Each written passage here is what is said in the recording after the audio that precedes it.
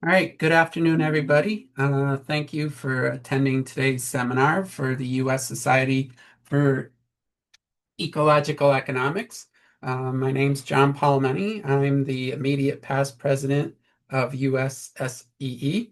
Um, we are continuing our seminar series that we've been doing for about 2 years now, and we are very happy to have Lukas Kuhn from the Institute of Ecology at Leuphana University in Lüneburg.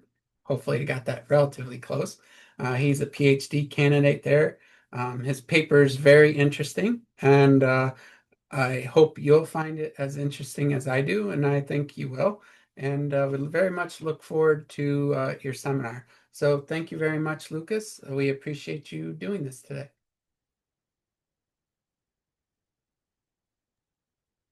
Yeah, thanks for the invitation. Um, it's a great opportunity. I remember vividly my time as a student and getting to join all kinds of online seminars. So I'm happy to finally be in the lead of one for once.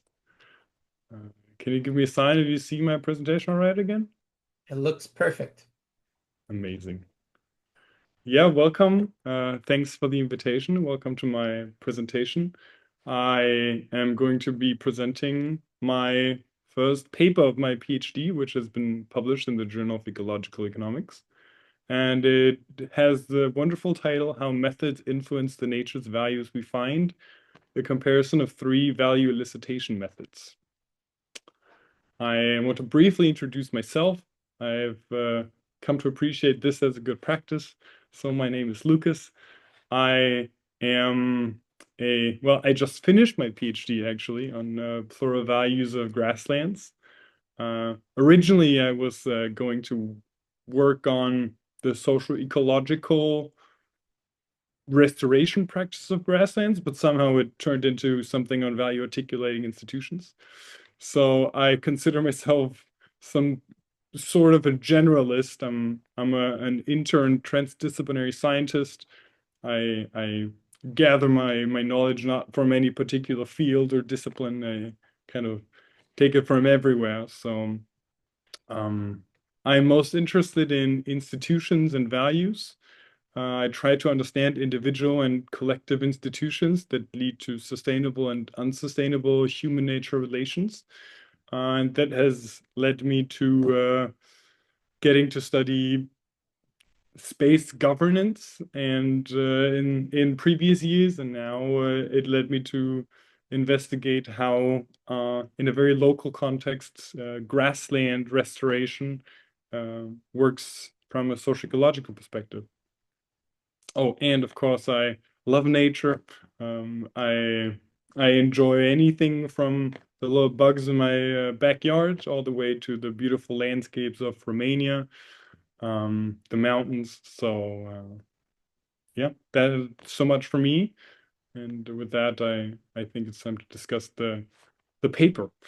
So I want to start with the kind of very foundation of this paper because I'm always unsure what the I try to pick up people where they at, and sometimes that means starting way back or way in the background uh, makes sense here. So the causes of the multiple environmental crises that we're facing are also the opportunities, or are very, very closely linked to the opportunities to overcome them. And they are in turn linked with how nature is valued in political and economic decisions. Um, Unsustainable use of nature is one of the most important global drivers of environmental issues, and it's pushed or uh, yeah, it's pushed by political and economic decisions being based on narrow and instrumental values of nature. So fundamentally, what we're facing is a value crisis that is underlying an environmental crisis, because nature is undervalued or its value isn't fully recognized. And I also want to briefly define what I'm talking about when I'm speaking about values. It's such a fuzzy and all around used concept that I think here it's important to define it. And when I talk about values, I'm talking about the specific values as defined by the Intergovernmental Science and Policy Platform on Biodiversity and Ecosystem Services, IPBES. I'm talking about specific values as judgments on the importance of nature in a specific context. So that is in contrast to values being broad principles, and it's in contrast to the importance of nature in general. So the IPBS categorizes or distinguishes between three non-discrete categories of values: context-specific values, context-specific values, and those are instrumental values, which describe the value of nature as a means to a desired end of satisfying people's needs. The second category is the intrinsic value category, which describes the inherent value regardless of and despite people. And finally, there's the relational values, which describe the many ways in which people relate to and form meaningful relationships with nature. What is in relational values, what is of nature is not, what is of value is not nature itself, not what it can do for us, but it's our relationship with it. So for the accurate depiction of the true value of nature, all these need to be recognized, and they need to inform interactions with nature or political and economic decision making. Unfortunately, that plurality is not currently represented in especially high level policy. And yeah, that is leading to all sorts of environmental issues and the undervaluation of nature. But under the helm of the IPBS, the plurivaluation or the elicitation of plurivalues is becoming more mainstream, let's say. So this is becoming more of a relevant topic. But while the practice of eliciting plural values is becoming more prominent, the considerations of the impacts of the methods that seek to elicit those plural values are a bit neglected. So comes the probably more or widely known concept in this group, probably, of value articulating institutions, which I briefly define here. Valuation methods have been described to have the capability to determine the outcome of the elicitation or to determine the elicited values. And they can be described as structures that enable or hinder expression of values. Examples of value articulating institutions can be the frameworks that the methods are embedded in. It can be the participant selection or the process of the interviews, the framing of the decision options, and the data processing as well can be value articulating institutions that influences the values that will be produced by the elicitation process. So to create an understanding of how methodological choices influence the plural valuation, we investigated three common elicitation methods, namely open-ended questions, standardized statements based on a 4-point Likert scale agreement scale, and a ranking and rating exercise for preference-based method. Those three common elicitation methods we wanted to test for their value articulating influence on the valuation, and we did that in 3 steps. As the first step, we compared the elicited values through a pairwise comparison between the elicitation methods. For the second one, we identified the valuation discourses as the co-occurrences of values in each valuation method. And finally, we compared the discourses between methods for each interviewee. And I'll walk you through the steps of those three steps. But first, I want to give a brief context, or give a bit of context to my research. I conducted it in the wonderful Grassworks project, which, as I said, sought to investigate the social ecological restoration practices and success factors for grassland restoration in Germany. And that's kind of the context and why whenever I talk now about values, I'm talking specifically about the value of grassland, not about nature. This is important context information. And as this was an empirical study, I want to show or explain where I did the research.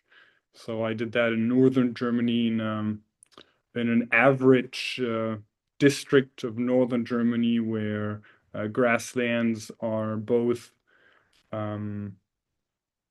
biodiversity rich in protected areas, but also very intensively farmed. So there's kind of the common conflict of grasslands as both biodiversity hotspots and agricultural lands. So as I said, the three value elicitation methods we used were open-ended questions, Likert scale statements, and ranking and rating exercise. For the open-ended questions, we used prompts for free value expression.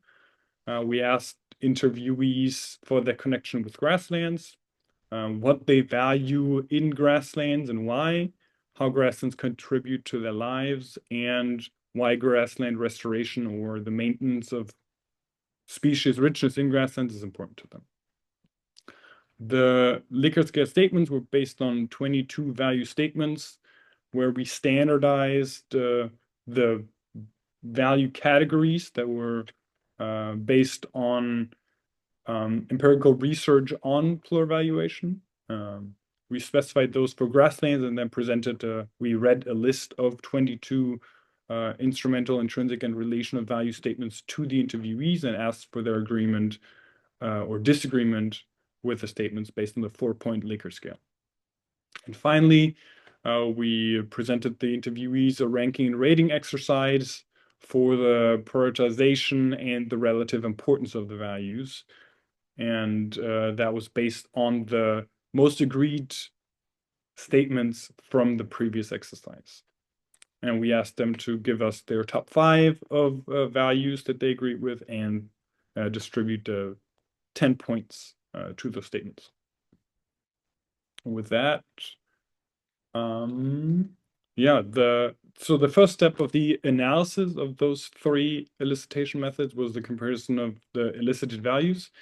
And we used content analysis to gather the data from the open-ended questions, which produced 18 distinct, non-distinct values that we found through transcription and content analysis, which we then compared with the 22 value statements that we provided in the interviews. And it looked something like this. So this is the pairwise comparison between the values, the average, or the agreement with value statements on the left side here. I don't know if you can see no, I don't have the. We see the Likert scale agreement in percentage compared to the percentage of mentions in the open-ended questions. And we can see that, for instance, social responsibility or cultural heritage as values that were agreed with very frequently. Over 90% of interviewees agreed with statements that highlighted the cultural value of grasslands and agreed with a statement that said that they feel responsible to protect those grasslands or to restore them.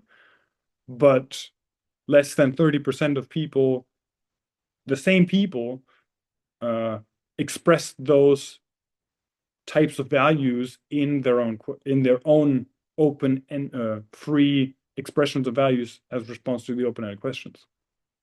And on the other hand, more than 60% of interviewees freely expressed some sort of relationship with grasslands that they identified as shaping them as people and their individual identities. But only about 50% of people agreed with a corresponding statement. And on the next pairwise comparison, we see a comparison between the percentage of agreement in the Likert scale statements and the average points attributed in the rating exercise. And we have a similar theme here. We see that the cultural heritage, while, as I said, being strongly agreed with, it didn't really attribute much to points. It wasn't one of the more important ones in the ranking and rating exercise. So what we saw was that different elicitation methods produce different values.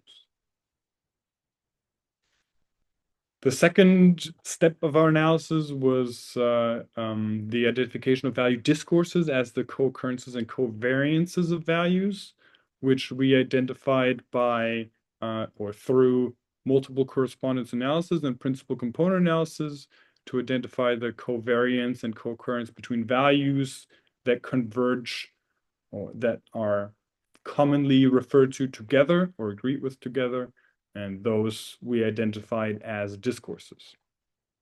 And here we found 2 discourses in the open-ended questions, 3 in the Likert scale, and 4 in the rank and rating exercise. And just like with the values, we found that different elicitation methods produce different discourses. For instance, in the open-ended questions, we found rich and manifold discourses. We found diverse values to converge into personal narratives.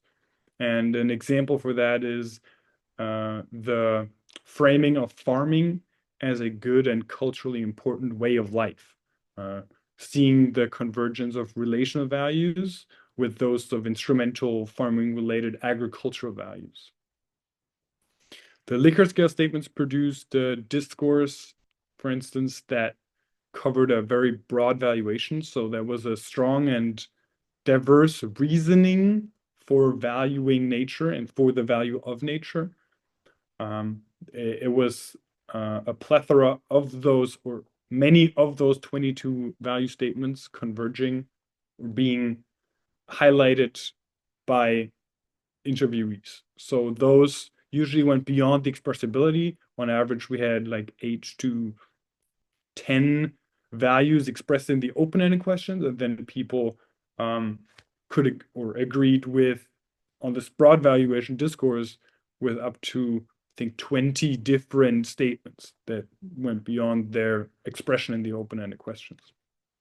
And finally, in the rating exercise, we saw an entire separation of instrumental and intrinsic narratives. We didn't see a convergence of plural values at all. So here a quick overview. We found a discourse of deep relatedness and one of cultural land use as plural discourses in the open-ended questions. And we found one very broad valuation discourse and 3 very specific ones, narrow ones, that highlighted only specific aspects of grasslands on the Likert scale. And then we found a very divergent narrow value discourses in the ranking and rating exercise. And finally, we didn't only want to differentiate between the different methods and what they do in general, but we wanted to mirror that onto the interviewees. We had the great advantage of having done all the 3 elicitation methods with all of our interviewees. So we wanted to map the discourses for each person and compare them between the elicitation methods. So this is what it looked like, and I'll make this a bit smaller. We found that interviewees had very different and at times even contradicting discourses that they matched with between the elicitation methods. So this person, for instance, expressed plural values of grasslands and open-ended questions. They talked about the, as I said, the cultural importance of grasslands, the good way of life of farming, but also the importance of grasslands um, as providers of fodder and hay for the cattle, obviously. But then in the open-ended questions, in the Likert scale statements, they highlighted mostly a discourse that resonated with the intrinsic value of grassland. Nothing of the sorts of cultural values or instrumental values. And then in the ranking and rating exercise, their hard preferences emphasized dominantly instrumental values of grasslands as um, based on their contributions, nature's contributions to people, ecosystem services. So there's a divergence between the narratives that interviewees highlighted in the same interview between those three methods. And this represents it quite nicely, the messiness of the discourses. This shows that people's discourses differed between the methods. We mapped the discourses between the pairwise comparisons of discourse changes of the people between the three methods. And this is the example of the Likert scale to rating exercise. The nodes describe the discourses dominated by the purple ones. The discourse is dominated by relational values. The red squares are the discourses dominated by instrumental values, and the green triangles are the discourses dominated by intrinsic values, and the red and green circles describe discourses that were a mix or were somewhat plural, but dominated by either intrinsic or instrumental values. And the arrows show the changes between those methods, and they really highlight here the change from relational discourses to instrumental discourses, from intrinsic discourses to instrumental discourses, where we saw that people highlighted intrinsic value of grasslands in one exercise, but then in the next exercise highlighted only the instrumental value of nature. And similarly, we had the same going on with relational values being highlighted and then being turned into in the hard preferences to focusing really on the utilization value, the instrumental value of monetary benefits from grasslands. So what we found was that different methods produce different discourses for the same person. The same person expressed completely different and at times contradicting discourses. So our goal was to contribute to the body of knowledge on plural evaluation by investigating whether and how methods act as value articulating institutions. And we believe that they do. They produce distinct values, they produce dissimilar discourses, and they produce divergent personal narratives, despite being embedded in the same interviews. So the 39 interviews found that that for one person the discourse has changed and that the methods in general produce different values and discourses. So three commonly applied methods produce different values, discourses, not only across, but even within interviewees. And I want to discuss a little bit why we think that those value elicitation methods act as value articulating institutions, because they frame the mind spaces, the head spaces from which to conceive the object or the problem, the interviewee's relationship with the object or grass sense in this case, and their role as respondent. But on the other hand, we also, of course, found some similar values and some coherences in the responses in both the values and the discourses. And we believe that this is because of the historical legacies in the institutional context, which not only frames the interviews that I conducted, but also the restoration of grasslands in general. So the open-ended questions elicited relation values of individual identity and discourses of plural values that highlighted those individual or personal narratives. The rich narratives are similar, but not the same as the broad agreement with the value statements. So we believe that the standardized statements may be too rigid to capture and resonate with the broadness and fuzziness of some relation values. The complexity and the multifacetedness of the values can only emerge in open-ended questions.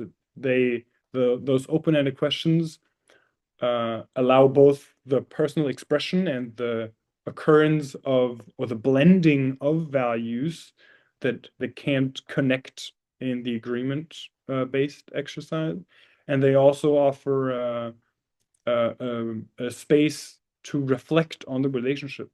Through those prompts of those questions, the interviewees had the opportunity to reflect on their relationship as kind of an emergent value of the interviews.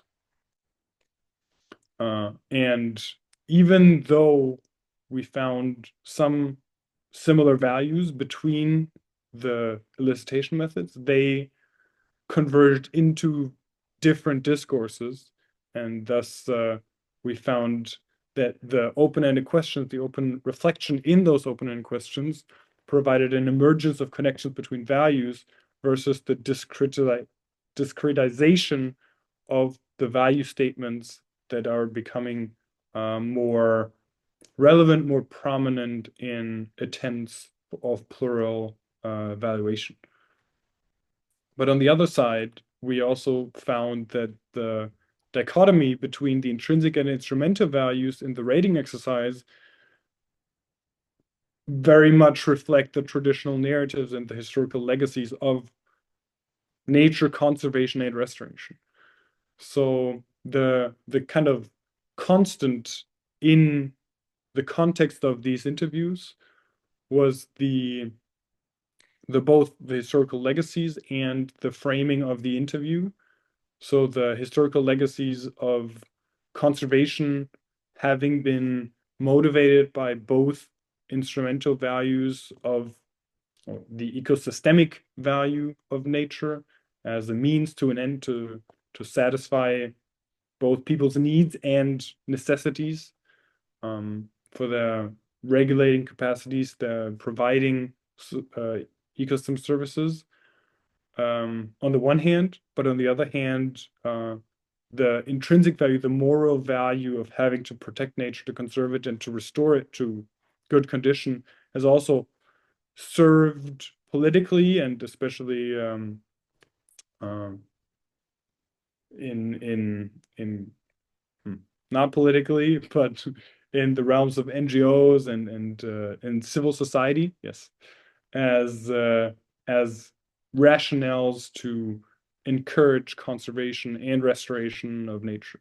So those frame and have framed for the past decades how restoration is conceived on the very ground, and has informed restoration endeavors.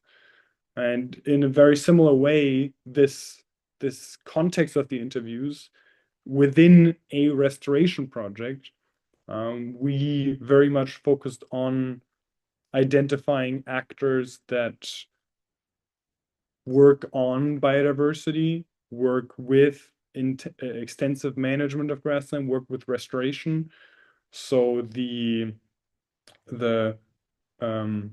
coherence of, or the presence of intrinsic and instrumental values as cross-cutting all three elicitation methods is very much influenced by, as I said, the existing strong historical legacies, as well as the framing of our project being a restoration project and seeking to collaborate with people that are like-minded.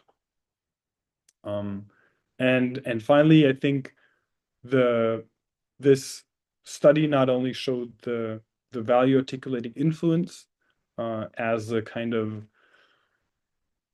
neutral or descriptive property of the elicitation method, but it also, for me very personally, but also within the project, showed the advantage of engaging with an attempt to foster open reflection or open plural evaluation, because we found that many interviewees after the process recommended to us to kind of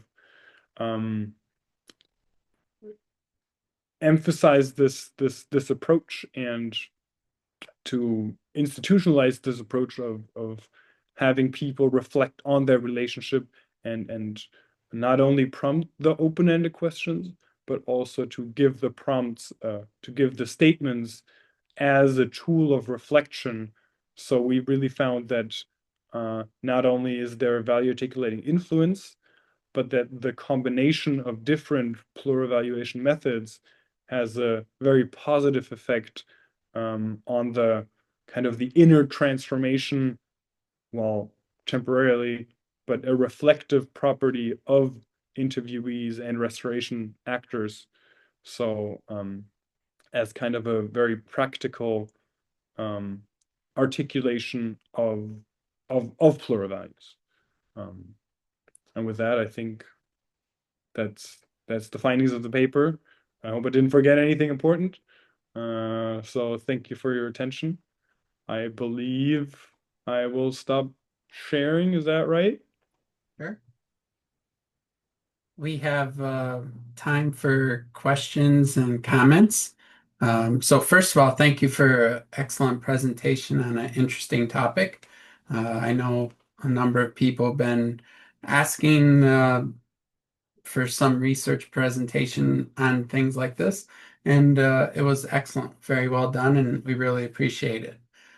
So we'll open it up. If you'd like to ask a question, you can either just raise your hand and go ahead and ask it, unmute yourself, or if you would like, you can even put it in the chat box. So we'll open it up for questions and comments. Go ahead, Tanya. Hi, Lucas. Thank you so much for that presentation. It was really interesting, fascinating topic. I hope to learn more about. Full disclosure, I haven't read the paper yet, and I hope I didn't miss this, but I was curious. I work in finance and conservation, and we're always pushed to put a monetary value. And actually, grasslands, there is a lot of work on regenerative agriculture and what's the natural capital value of grasslands, and I found very scarce literature when it comes to grasslands compared to forest or wetlands. It's from my vantage point, an understudied ecosystem. So did you do any analysis or comparisons with hard, like monetary values? And what do your findings have for, groups or users that are in need or that are working with a monetary value metric? Yeah, that's an excellent question. First of all, I have to agree. Unfortunately, grasslands are vastly understudied in all aspects, from ecology to economy and social ecology, of course. We're hoping to change that. But yeah, we have done studies on the economic viability or the profitability of grassland restoration as kind of an approximation of the economic viability of restoring degraded grasslands or intensively used grasslands with the subsidies and the opportunities that we have right now in Germany to turn them into extensively used grasslands, but that was kind of really like a closed box. Unfortunately, I don't have a good answer on how to incorporate the plurality of values into monetary valuation. I think it's it is an ongoing process.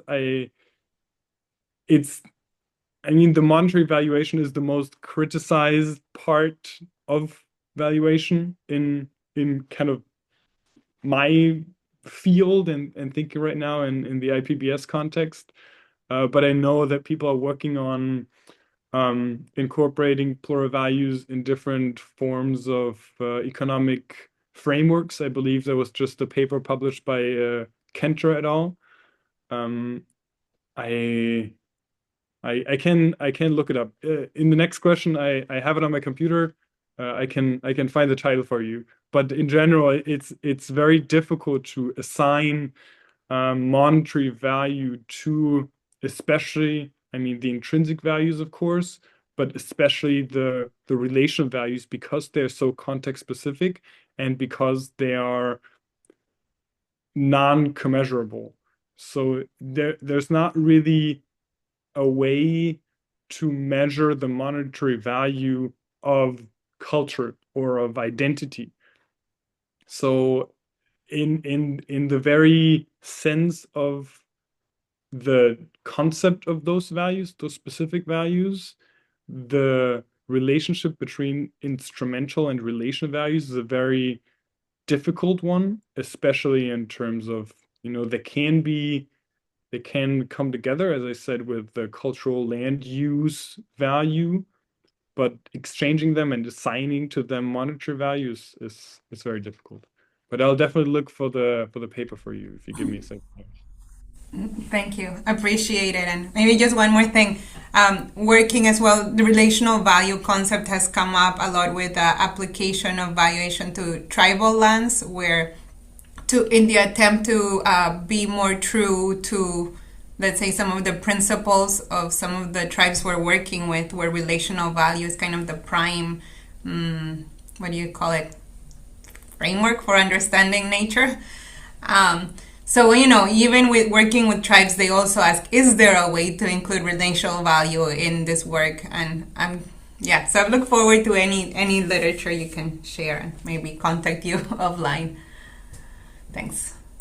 Yeah, I actually just found it. I had it open. I put it in the chat for you.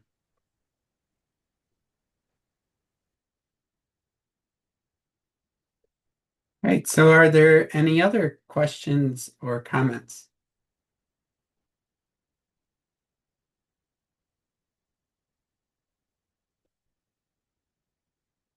So I have a question about when you were doing your interviews and such. In some ways, it almost seems like it's what you did is a twist on, and make sure I'm understanding it, a twist on like a multi-criteria decision analysis. Is that what you were doing with the different groups, or is it a little different than what I'm imagining? Yeah, it wasn't exactly a multi-criteria analysis. We really tried to use, really in parallel and for the broadest possible elicitation of value, um, more like a parallel elicitation of through those different methods to have the complementarity of their strength, of like a hard preference testing method in combination with something as open as interviews. Mhm.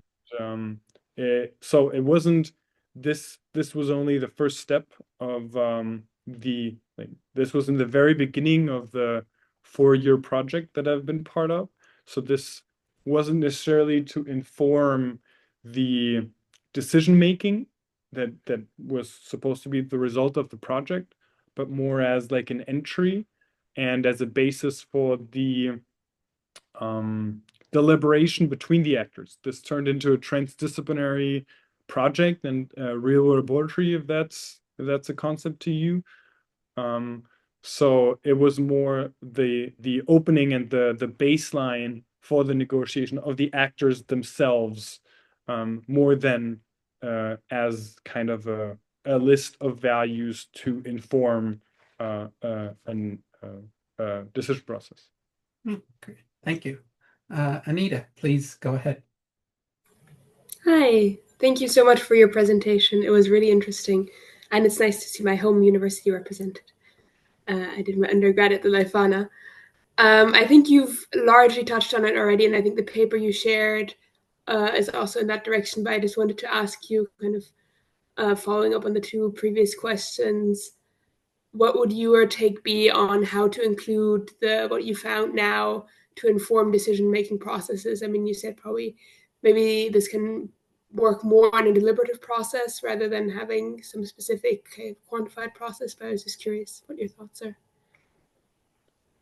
Yeah, I mean, the way I've been working, and I mean, Lefana is very fond of this, is kind of like the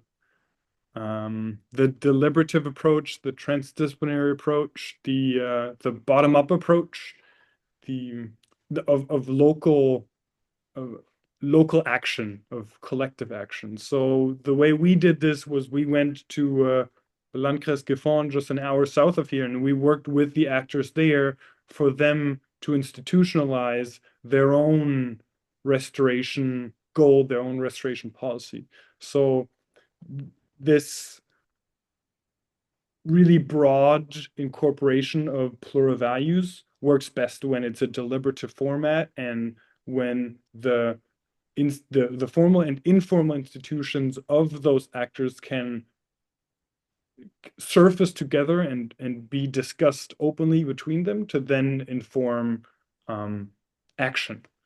So I think it works best or easiest on a local scale where kind of the values can be negotiated actively.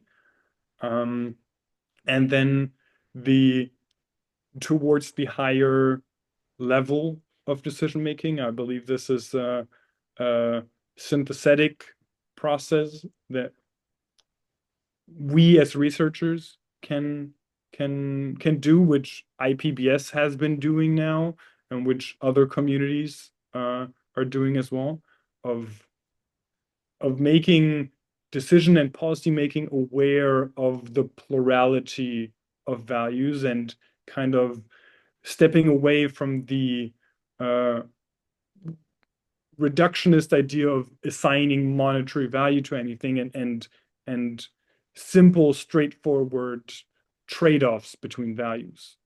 There's a very nice paper on horizontal portability, which is kind of the step in between, where the relationality or relation values, informal institutions are attempted to be transferred across space and time by not aggregation, but horizontal portability, as the name of the paper, to kind of transfer that horizontally to other communities so they not based on a scientific output, but on a transferal of story or narrative can connect with those values and those stories, those relationships with nature.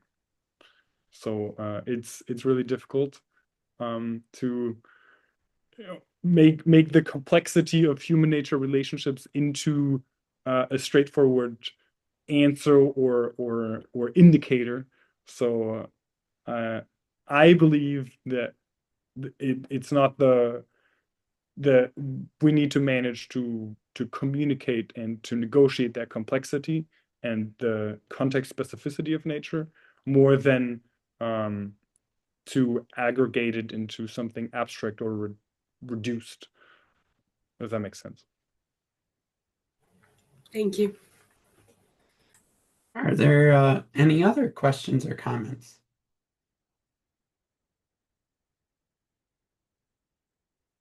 I don't see any. Lukas, do you have any last comments or things you'd like to say?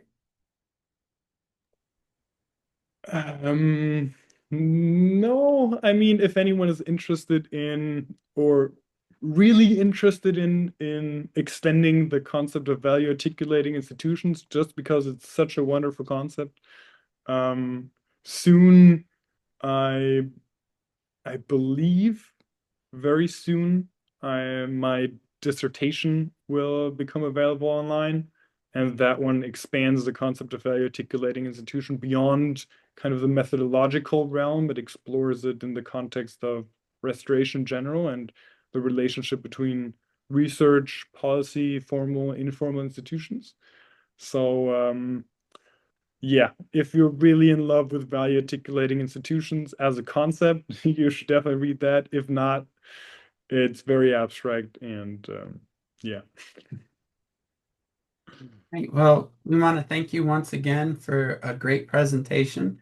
Certainly, and congratulations. When we first started talking, you were still a candidate, so congratulations on your doctorate. And thank you so much. And we look forward from seeing more from you in the future. So thank you very much. Yeah, thanks for the invitation. Thanks for being here. Bye. Thank you. Bye.